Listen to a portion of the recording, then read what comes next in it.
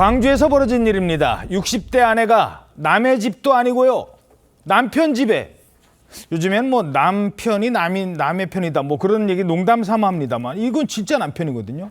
남편 집에 갔다가 재판을 받게 됐대요. 이유는 허락 없이 들어왔다는 이유로.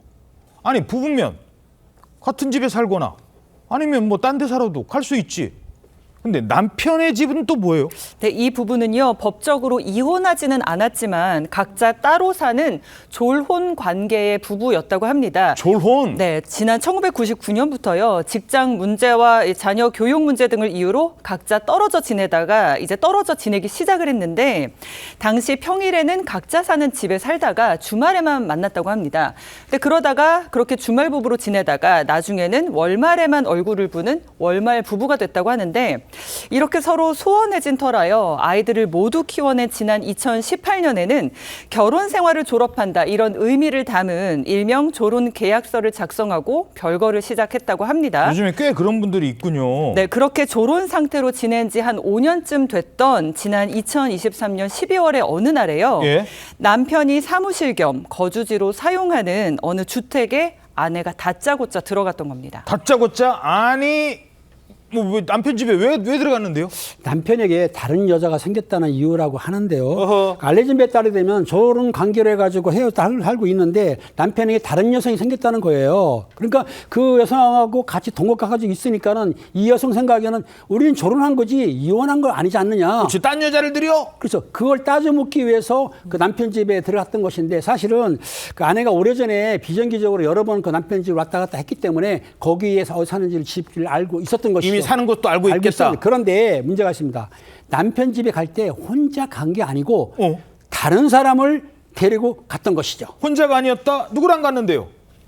이게요, 자신과 함께 친척 2명도 함께 대동하고 갑니다. 친척을 데려가요?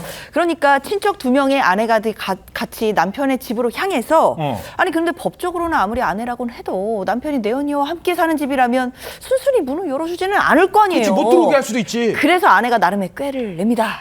접촉사고가 났다 이렇게 거짓말을 해서 남편이 현관문을 열도록 한 거예요. 아, 그 같이 데리고 간 사람들이? 그렇죠. 그래서 이제 남편은 그 말을 믿고 현관문을 열었더니 그 찰나의 순간에 아내와 그 친척 2명이 신발도 벗지 않고요, 그대로 저벅저벅 남편이 사는 집에 들어간 겁니다. 와, 남편 놀랐겠네. 얼마나 놀랐겠어요. 당연히 말리려고 했을 거고, 그렇기 때문에 이 판결문에 따르면 아내와 친척들 사이에 어떤 실랑이가 벌어진 내용도 있다고 합니다. 결국에는 아내와 친척들 주거 침입 혐의로 재판에 넘겨졌습니다. 주거 침입?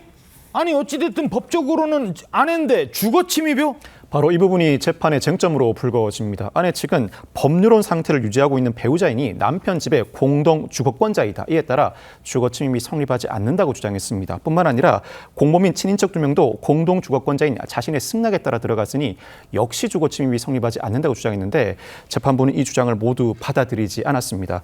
아내가 오래전 몇 차례 남편 집에 방문한 사실은 있어도 공동 거주했다고 보이진 않는다. 집에 들어간 시각과 방법, 실랑이 과정 등을 보면 공동 주거권자로서 들어간 것으로 보이지 않고 주거 침입의 고의도 인정된다고 판시했습니다. 이에 따라 결국 아내는 벌금 100만 원의 선고유예, 친척들은 벌금 70만 원의 선고유예 판결을 받게 됐습니다. 야, 그러니까 졸혼이라고 해도 일단 떨어져 살면 주거 침입이 될 수 있다는 거예요.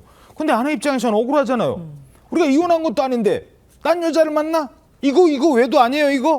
일단 법적으로는 아직까지 부부 관계인 게 맞습니다. 그러니까 원칙적으로는 내연녀가 있으면 외도인 것도 맞을 수 있죠. 그러나 구체적인 사실관계에 따라 조금은 달라지겠지만 이 부부는 졸혼 계약서도 썼거든요. 그리고 실제로는 떨어져 살고 있고 결혼 생활을 졸업을 하고 별거를 시작하면서 이혼은 안 하더라도 서로 간섭하지 않고 독립적으로 생활한다라고 했기 때문에 해석에 따라서는 서로가 각각 외도를 하더라도 이 부분을 양해한 것으로 볼 수도 있다라는 여지가 있습니다. 이 부분이 받아들여진다라고 한다면 사실상 외도도 인정되기는 어려운 상황입니다.